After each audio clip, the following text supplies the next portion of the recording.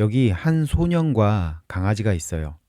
그리고 그 둘은 공원까지 산책을 갈 거예요. 공원까지는 1km 떨어져 있죠.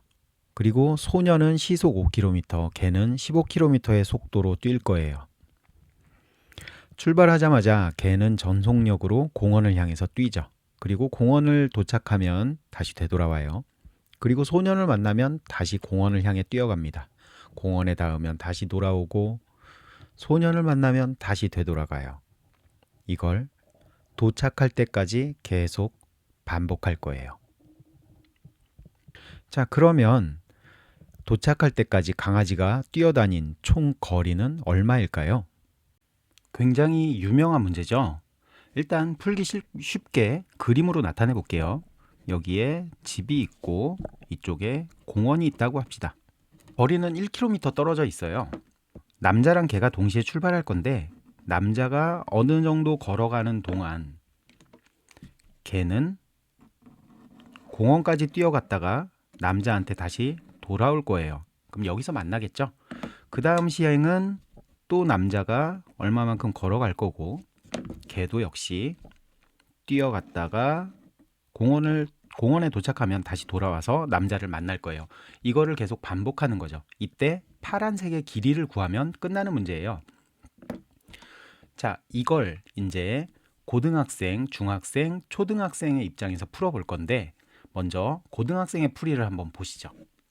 일단 남자가 뛰어간 이 빨간색의 거리를 x라고 둘 거예요. 그 다음에 남자가 뛰어갈 동안 개가 열심히 갔다 와서 만나겠죠. 그 동안에 뛰어다닌 그 시간, 그거를 t라고 놓습니다. 그러면 시간분의 거리, 이게 속도, 남자의 속도가 나오게 되죠. 이게 5인 거고요.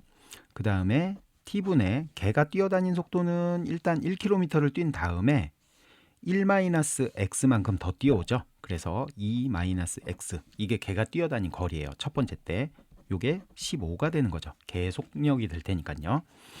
그래서 이 식을 정리하면 x가 5t라는 걸 알 수가 있고 2-x는 15t가 된다라는 걸 알 수가 있죠. 이걸 3배하면 15t니까 얘가 3x라는 걸 알 수가 있어요.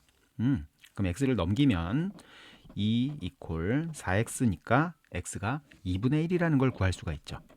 x가 2분의 1.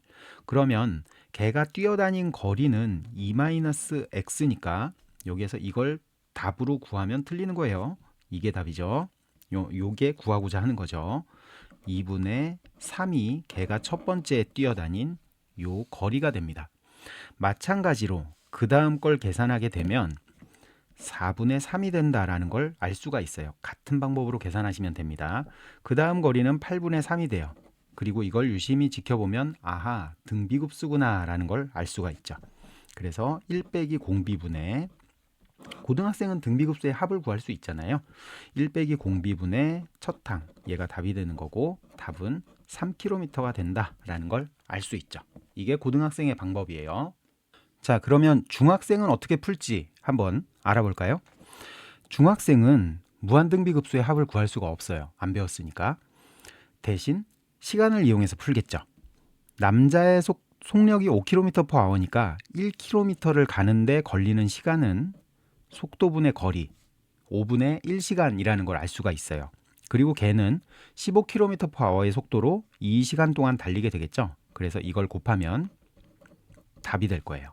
답은 3km가 되는 거죠. 역시나 같은 결과가 나오게 돼요. 초등학생은 어떻게 푸나 한번 알아볼까요? 초등학생은 가장 단순하게 생각하는 거죠. 남자는 5의 속도를 갖고 있고 개는 15의 속도를 갖고 있고 속도가 3배네요?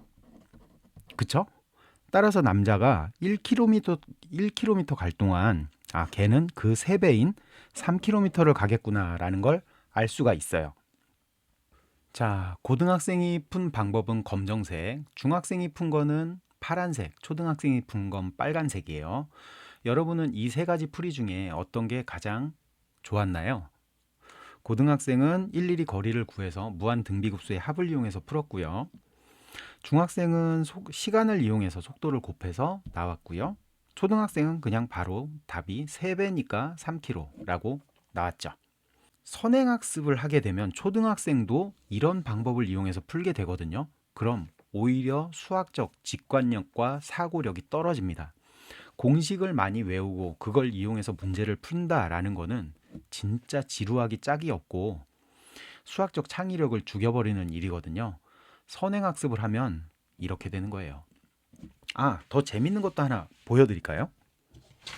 자, 스스로 공부하는 창의적인 학습을 하는 초등학생이 만약에 나중에 커서 고등학생이 됐다라고 하면 이렇게 수식을 풀어내지가 않아요.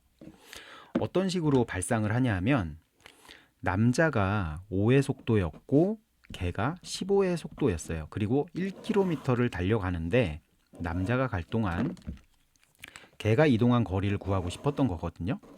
이걸 그림으로 생각해서 풀게 돼요. 방정식이 아니라. 자, 한번 보세요. 남자가 이동한 거리를 이렇게 나타나게 되면 개가 이동한 거리는 3배잖아요. 그러니까 이게 3개 있는 효과를 얻게 되는 거거든요. 이렇게 같은 거리만큼. 그러니까 얘랑 길이가 같아요. 그리고 이거랑 이건 길이가 같고 얘랑도 길이가 같아요. 그러면 얘는 길이가 얼마일까요? 전체의 길이가 1이라 그러면 얘는 2분의 1이구나. 그러니까 개가 움직인 거리는 이거의 3배, 2분의 3이겠네 라고 풀게 되죠. 이 2분의 3이라는 숫자를 방정식을 풀지 않고 머릿속에 그림을 그려서 해결할 수 있게 돼요. 방정식을 푼다라는 거는 사실상 굉장히 지루하고 뭐랄까 쓸모없는 그런 과정이기도 해요. 이 영상에서 제가 하고 싶었던 말은 그거예요. 선행학습을 못하면 뒤처지는 것 같이 생각을 하고 굉장히 조급하게 의대를 못 갈 것처럼 그렇게 생각을 하시는 분들이 많은데 오히려 선행학습을 하면 할수록 멍청해지는 거예요. 수학적 사고력을 기르는데 정말 독약이 됩니다. 이 문제에서만 그렇지 않냐고요?